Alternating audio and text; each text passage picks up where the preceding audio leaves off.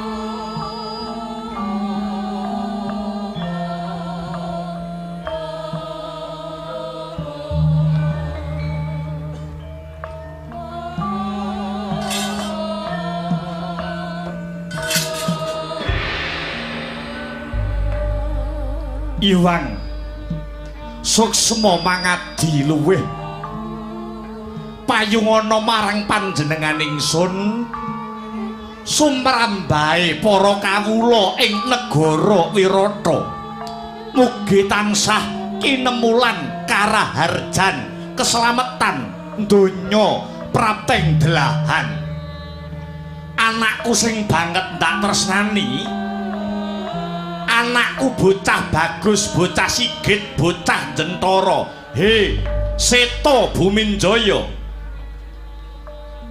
Kawula nuwun wonten tinimbalan ingkang adhawuh Kanjeng Rama Dewaji amiji keng putra kula pun Seta Buminjaya. Tak kandhani ya Seta. Dadi pimpinan kaya bapakmu iki ora enteng kewajiban kang sarta pakaryane. Pimpinan kuwi kudu bisa netepi tembung sabda pandhita ratu. Tegese sipate pimpinan utawa sipating Nalendra ora kena goroh Pandhawa Kresna ingkang tumetes ana dlancang seta yekti tan kena den ilangi. Yen kandha iya ya iya, yen kandha ora ya ora. Mula ing ripalungguhan iki bapakmu wis kadung ngucap saguh. Apa sing kudu kaweca kudu bisa sembodo. Nuwun inggih Kanjeng Rama Dewaji. Pamanmu ing kepatihan Kincaka lan rupa Kinca bakal nganakake tontonan kang donya urung tawana jagat durung nate mulat ya kuwi wujute adon-adon jago manungsa. Pamanmu Kincaka lan rupa Kinca wis nyagake jagone ya kuwi ora ana liya kejaba mung pamanmu Rajamala. Dene babakan jago saka negara Wirata bakal tak pasrahke marang jeneng Sira Seta. Piye? Apa kira-kira wis kasembadan jeneng sira Seta anggone ngentuke jago minangka kekuatan negara Wirata iki. Seta, kira-kira wis entuk jago apa durung dinggo makili kasepuhan negara Wirata iki?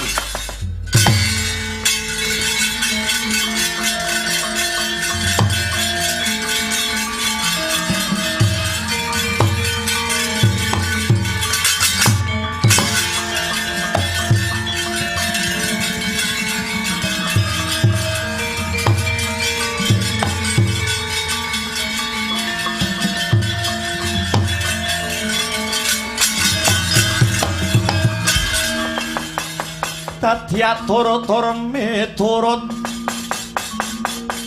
Hanut sumarah mring Gusti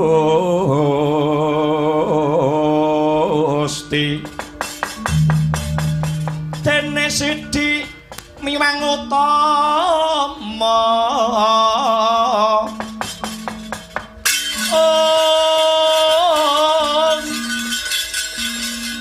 panindak ing praja ngadil bejo dadi bandara Orina repan mring pro abdi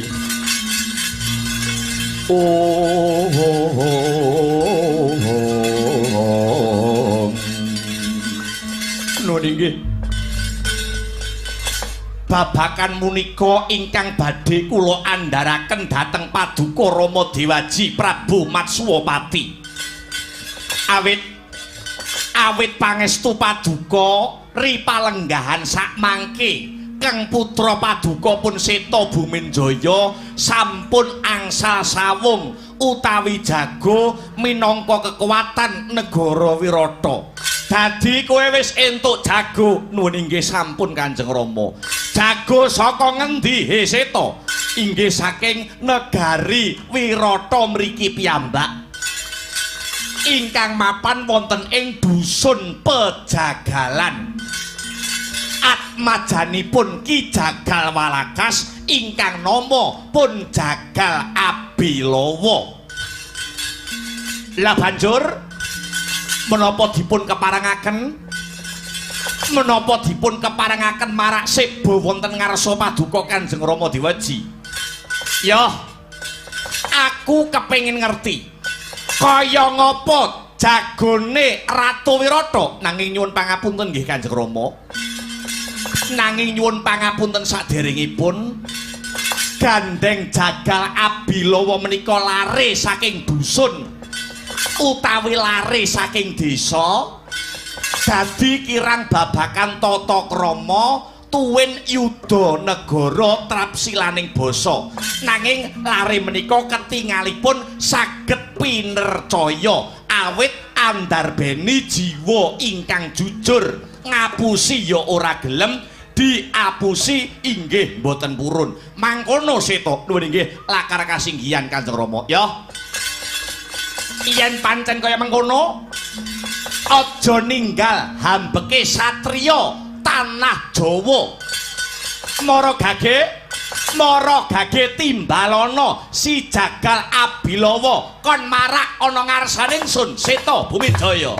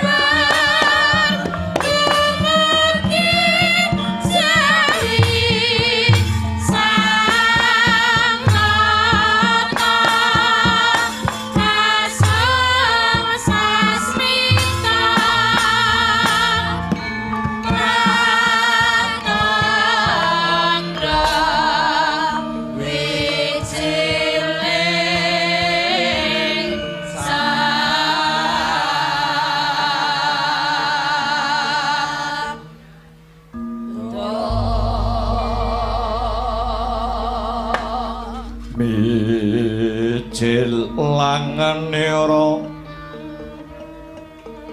sang nahar pati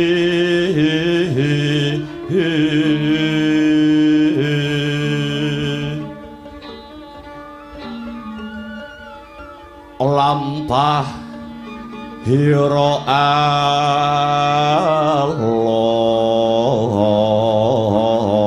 alon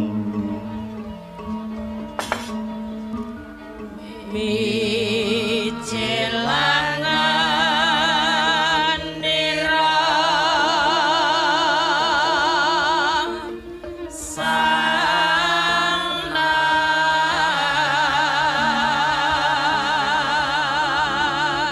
pati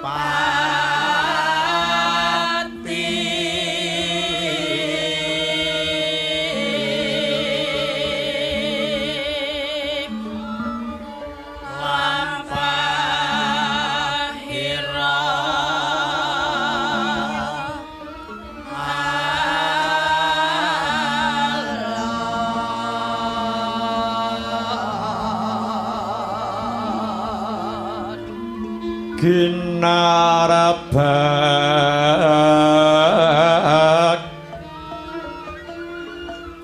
badaya yuwarakna nira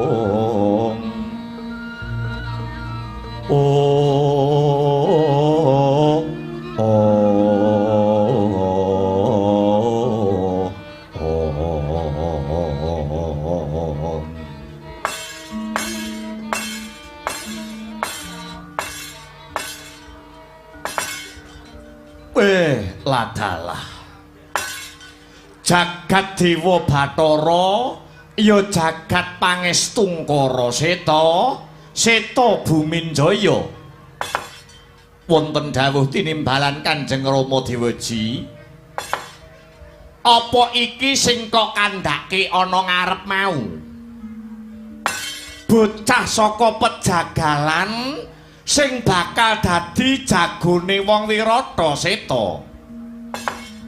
Inggih lare menika Kanjeng Rama lakar kados mekaten lare menika lare saking desa Pejagalan ingkang mangkenipun dados jagonipun saking kasepuhan negari Wirata. Paladalah nyawang wujute wae aku wis percaya yen bocah iki mengko bisa nandingi kridane jago saka kepatian pamanmu Raja Mala. Ketitik bocah iki dedege gedhe dhuwur godhek wok simbar jaja pating grantong otot bebayune biyuh rambute gondrong bocahe gedhe dhuwur katon sekti mandraguna pilih tanding sajroning ayuda. Wong gagah wong gedhe dhuwur aku nderek tepung gladiwanuh merga ana tetembungan ora kenal ora tresna. Lah iki apa bener jeneng sira bocah saka Pejagalan sing jenenge Jagal Abilawa kuwi apa ya kowe kuwi?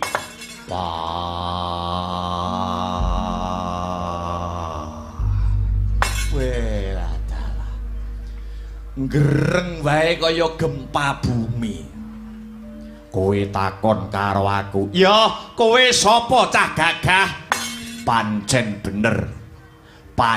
bener jenengku Jagal Abilawa.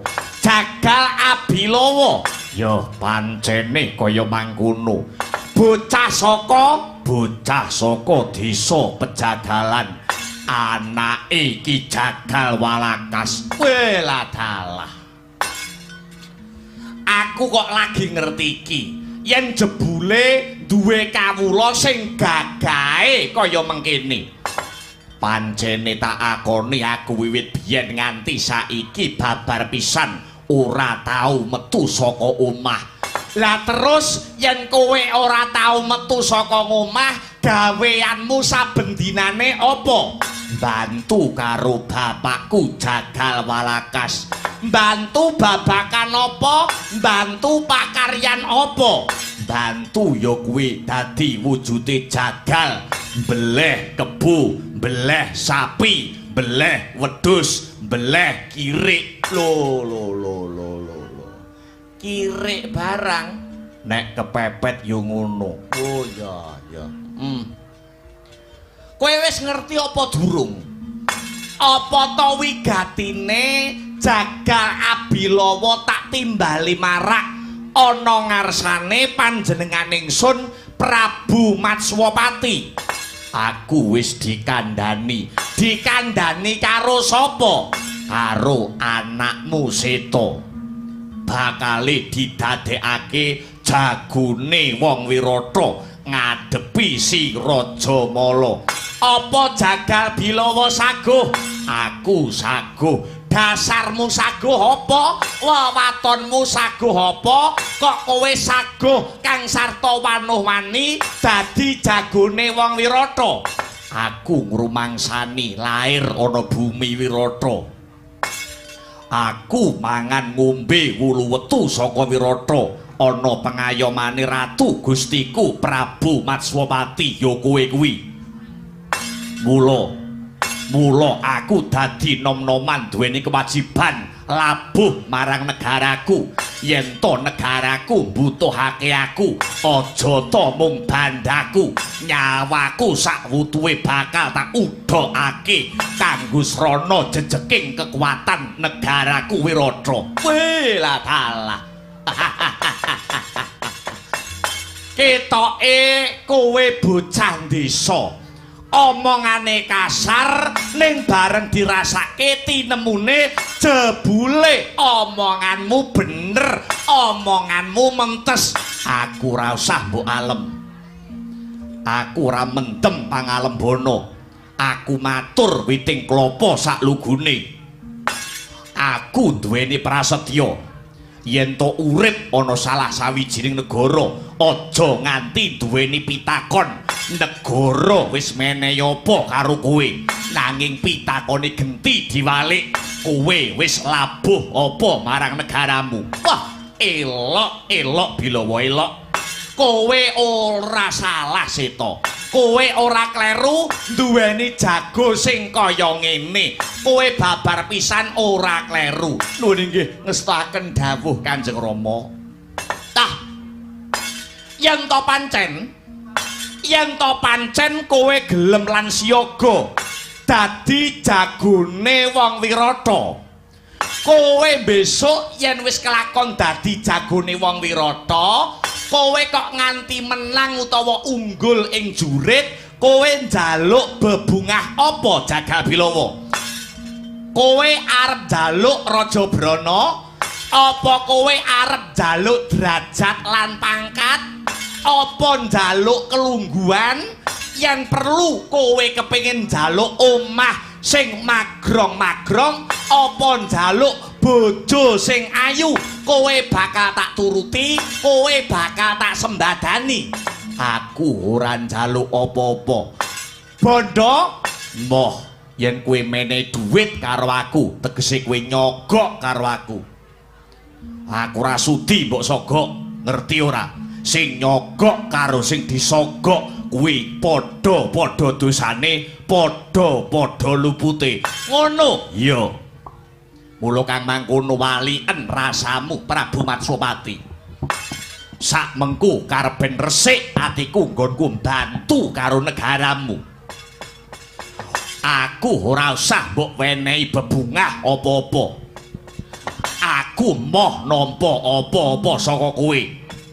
Yen to aku njaluk bebungah karo kowe, tegese atiku ora tulus, atiku ora ikhlas nggone bakal bantu marang negaraku. Wah, elok tenan kowe Bilawa. Mula yen aku duweni panemu, yen ana pejabat kok korupsi, yen nganti ana pejabat wani mangan duwite negara, aku ora nyalahke sak wutuhe marang pejabate, nanging kawulane sejatine ya melu salah. Jalaran yen ora diwene dhuwit ora gelem nyoblos. Kawula ya melu salah, kawula ya melu luput, aja digebyah uyah sing salah mesti pejabate sing korupsi. Ning kawulane ya melu mangan duwite pejabat, nek ra dikei dhuwit ora gelem nyoblos, matane wicek.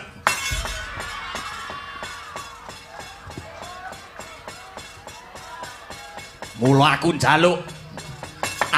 njaluk supaya negara Wirata kene resik saka bangsane ngono kuwi. Mani politik kudu ilang saka negara Wirata. Elah dalah, pinter tenan kowe Bilawa.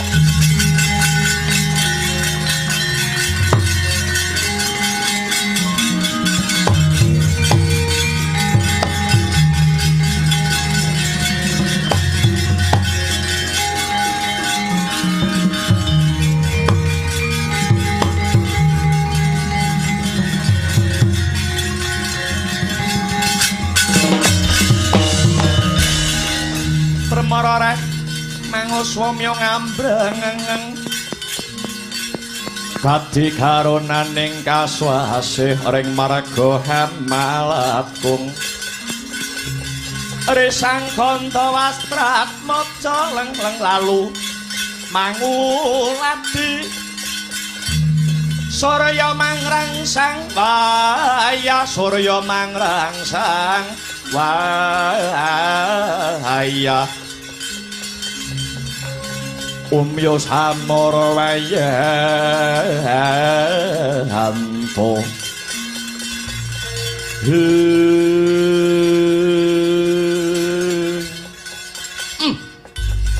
Upama bocah nom-noman negara Wirata racake kaya kowe kabeh kira-kira Wirata kene racake ora gegeran, racake ora bakal ana sing padudon.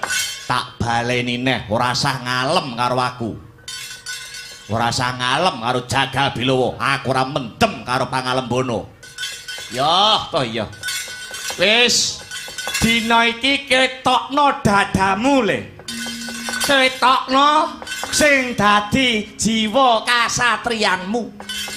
Mara gage majuwa ana blabar kawat janget cinencang seta Buminjaya. Kula wonten dawuh Kanjeng Rama Dewa Jamiji dumateng keng putra kula pun Seta Buminjaya. Iringen Jagal Bilawa ya le cah bagus. Kowe sing dadi botohe Jagal Bilawa. Nok dateng sedika Rama Dewaji gandanya sekar gadung.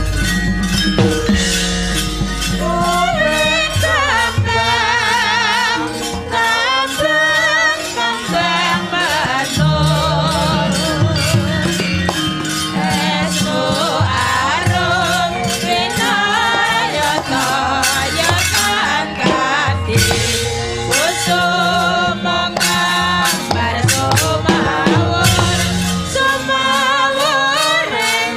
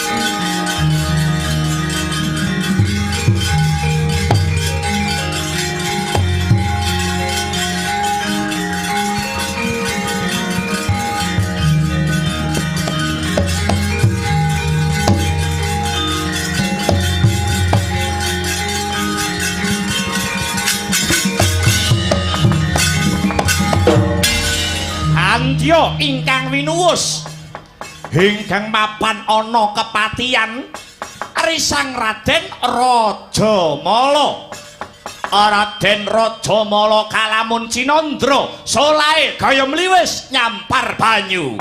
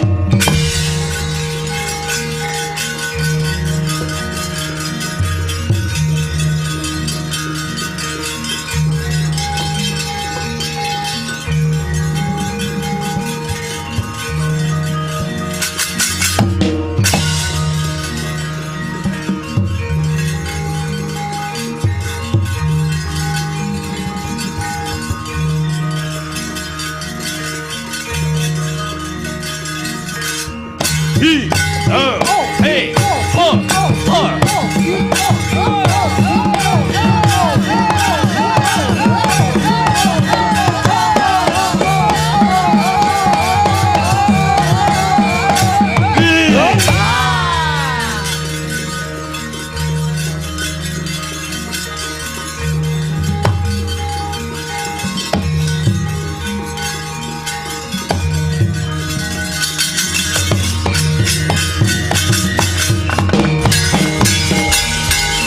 Srumah Wahyut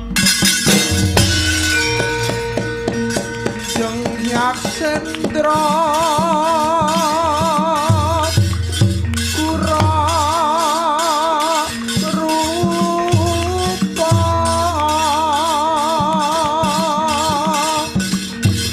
mangsa kabdi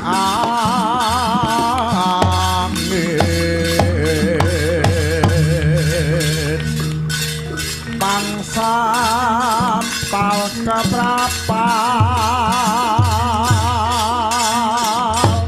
selo selo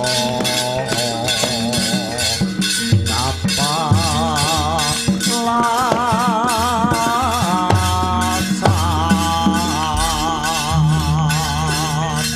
sapo lumayu mangungsi kakyat kakudo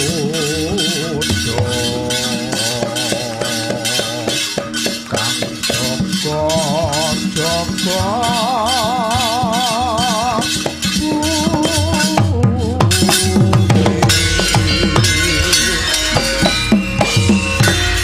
Arca manik sejatine alam kang tinuding ing jagat. He adhiku Yayi, adhiku bocah gagah Yayi Rajamala.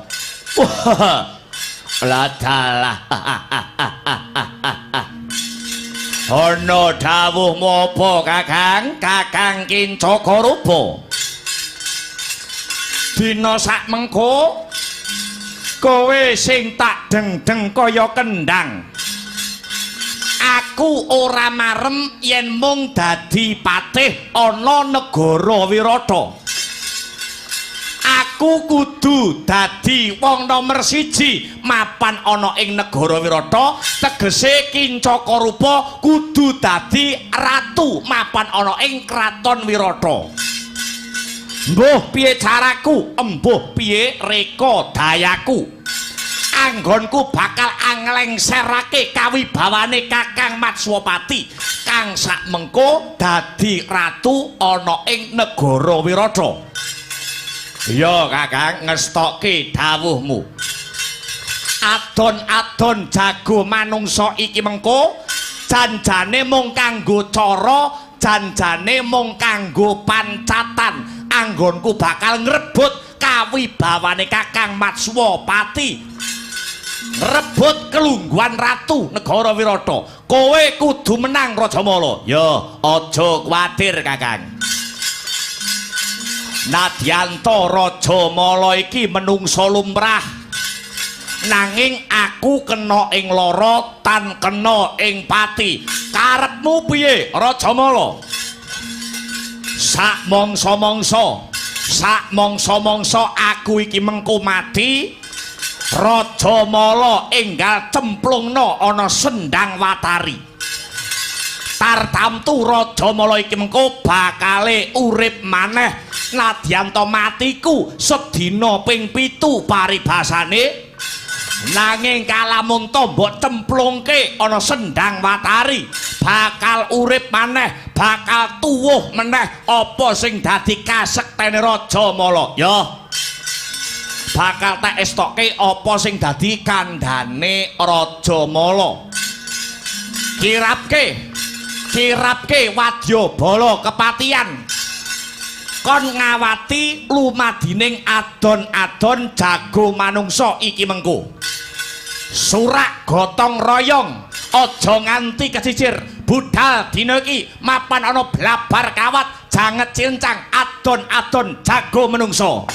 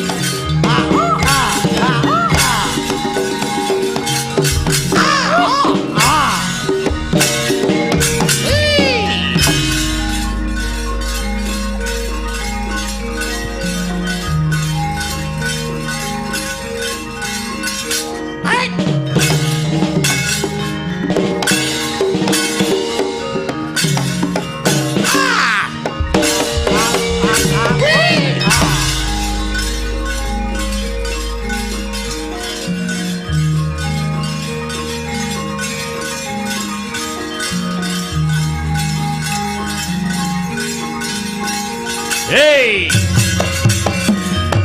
Oh, ah, hey. Ah, wey.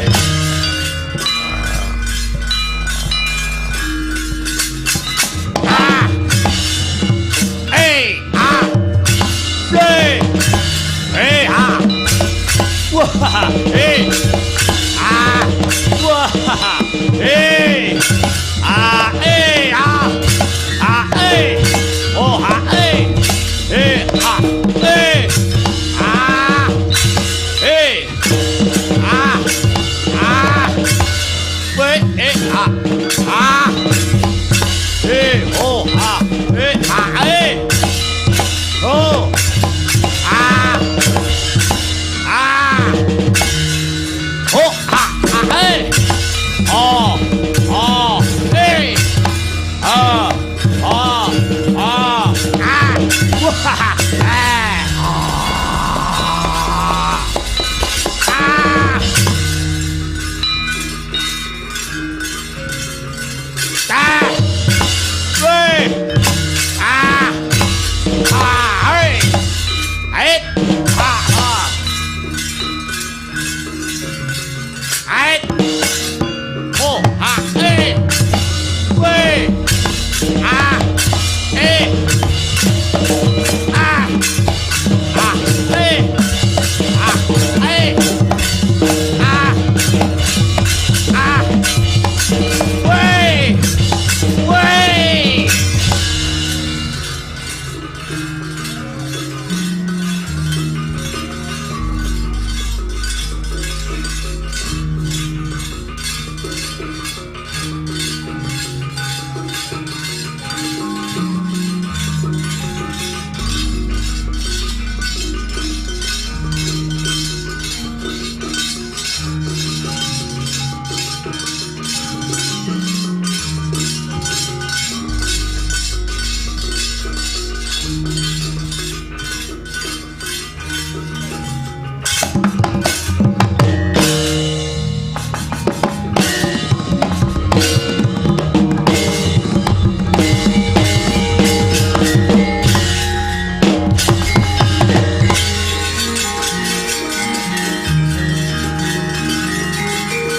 Rathamala.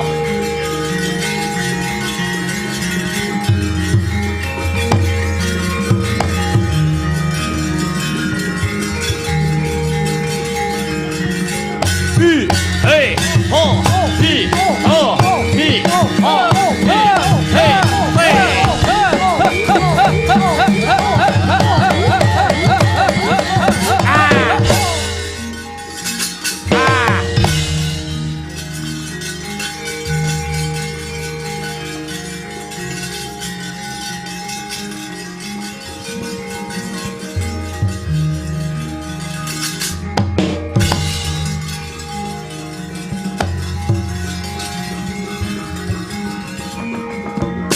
Di jago saka kasepuan di jago saka kasepuan negara Wirata endi nggih mengki riyin taksih melampah ayo endi jago kan Wirata ndak poteng-potenge batange tak kemah-kemahe balunge ayo mosok jago Wirata yahene ora wani jedul. Weh, jajingan lunga. Ngaget iki wong.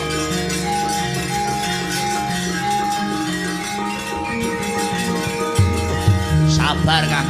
Yo.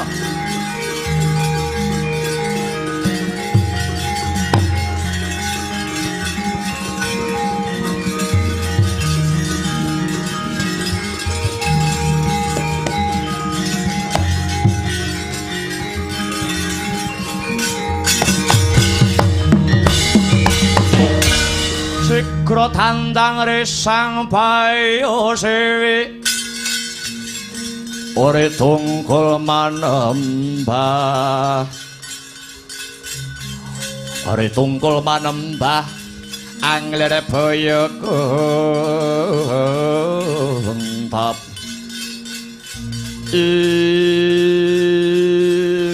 Piye Seta? Kula wonten dawuh paman.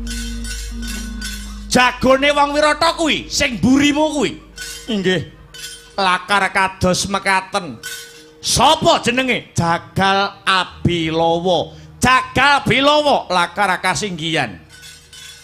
Piye? Kira-kira piye? Kira-kira piye? Monggo nderek kersanipun Paman Kincakarapa. Rajamala. Piye, Kakang? Kuwi musuhmu sing ana nggurine Seta Buminjaya. Yah, aja kuwatir gibeng diengkleh bangkeane dina iki. Aja sumbar mengko mundhak aber ngestokke dawuh. Seta Buminjaya dina sak mengko mara gage gatekno Seta.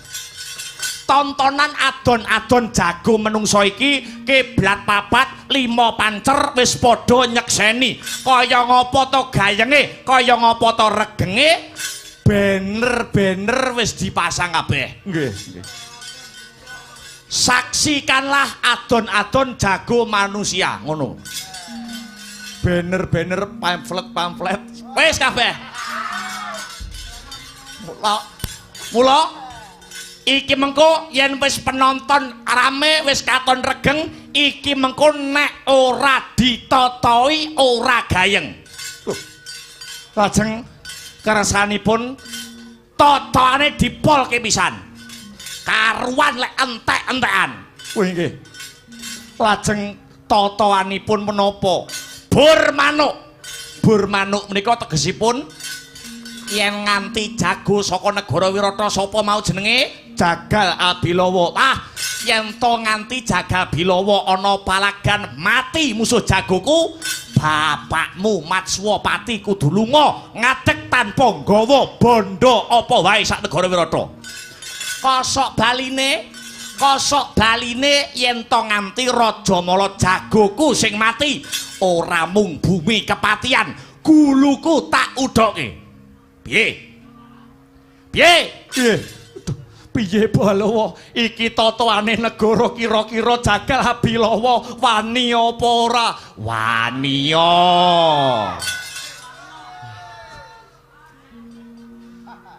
Piye? Wani tak geceke ndase Rajamala. Iya Bilawa iya. Piye? Nggih, wantun Paman. Wani, wantun. Yen pancen wani aja mung ana lambe, aja mung ana lisan, nanging kudu ana hitam di atas putih, kudu ditanda tangani luwih dhisik. Nggih. Ki tanda tanganku Kincakarapa. Aku tanda tangane kene. Nggih. Ayo, matre. Nggih. Wis.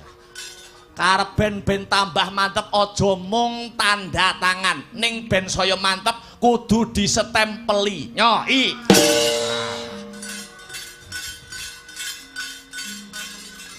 Kaya ngene wis ora iso mbantah, nek nganti jagomu kalah, bapakmu kudu lunga saka negara Wirata. Nggih, ngestoaken dawuh. Yen wis jagomu unggahke panggung supaya ditindake adon-adon jago manungsa dina iki. Nggih. Sakniki ditindakne sakniki. Saiki sesuk bengi wayahe leren. Nggih. Sesuk bengi rasah dong ganggu aku arep cis sik. Nggih. Aja kesuwen enggal tindake. Nggih.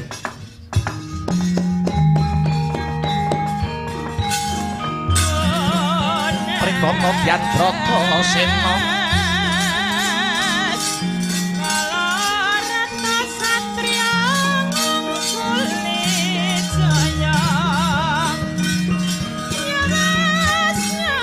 Kampuh poleng bang bentulati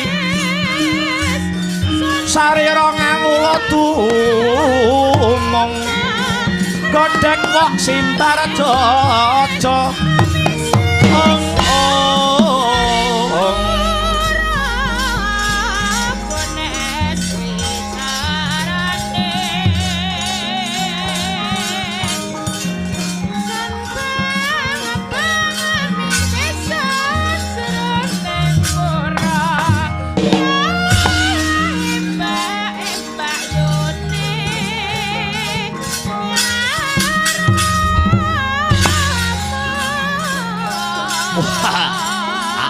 munggah blabar kawat janget cinencang yo Kakang. Yo, aja ninggal dupa lan prayoga Yayi.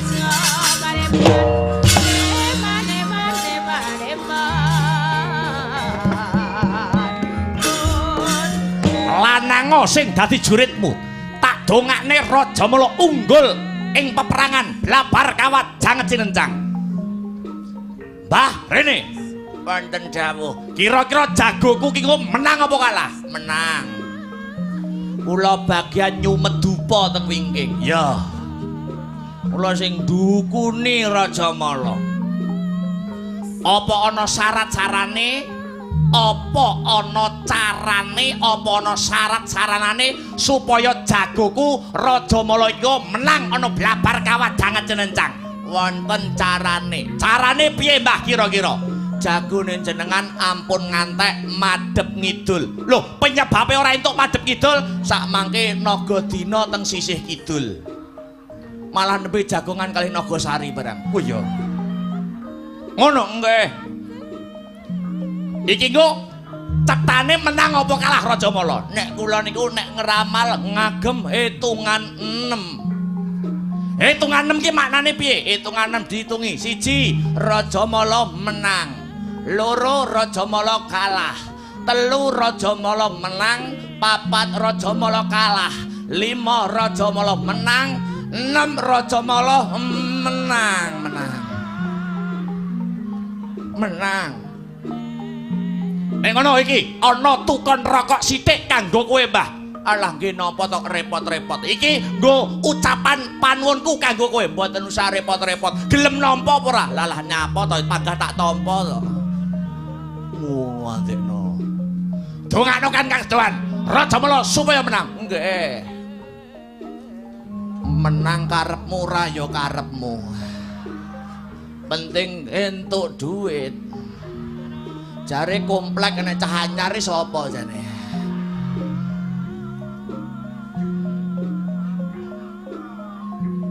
Satu seket ya Mbak mboten. Sakniki napa-napa pun mundak Mbah. Ya barang rakulaan lho. Entang ya gelem ya 150 kanggo langganan. Nggih pun monggo kula ladeni ya. Ngene iki paling tak tipasi tok wis turu. Wah, ayo munggah blabar kawat janget cinencang jagal bilawa. Aja nganti kowe mundur ing keguntur, aja nganti kowe mendha ing pamiluta. Aku ora bakal wedi. Kowe ngejak tanding karo jagal bilawa. Ngejak pirang dina tak ladeni. Ayo Rajamala maju.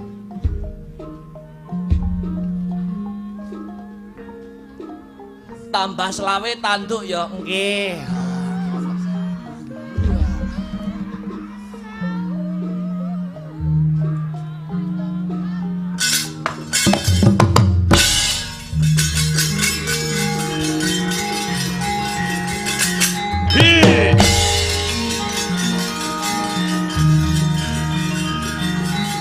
Wah. Ah.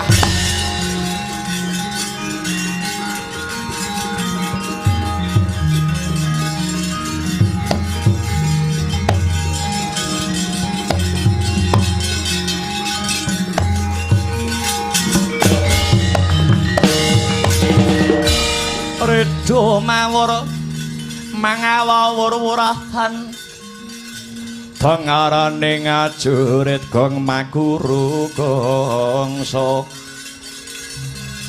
tata kaya butula wara panjriting turangga hesti miwang dwaja kang kekitir rakata ingkang dwaja dwaja lelayu sepi ing jagal abilawa Maradyagi mumpung durung kebacut kowe njaluka pangapura karo aku. Kowe tanding karo aku padha karo soroh nyawa. jalaran Raja Mala iki wong digdaya, wong prawira jayeng palagan, tinatah mendat jinara menter, pinaku bendal binedil njundil. Eman kowe isih enom, isih dawa umurmu, kowe nandingi aku ora gondro sepira. Mumpung isih kena dipetung, kowe ngaku kalah ning aku. Gek kowe mulya tak sangoni pira butuhmu, ora usah dadak kesuwen kowe nyerao karo aku, kowe teluka karo aku. Cangkemmu menengo sik. Ora blabar kawat janget sinencang kene dudu papane wong nyang-nyangan. Anane wani apa ora, urip apa mati. Mula kangso iku jagal bilawa ora bakal gigrik wulune slombo tanding lawan diapurmu. Yen ngono kowe wani karo aku, apamu sing tak wedeni.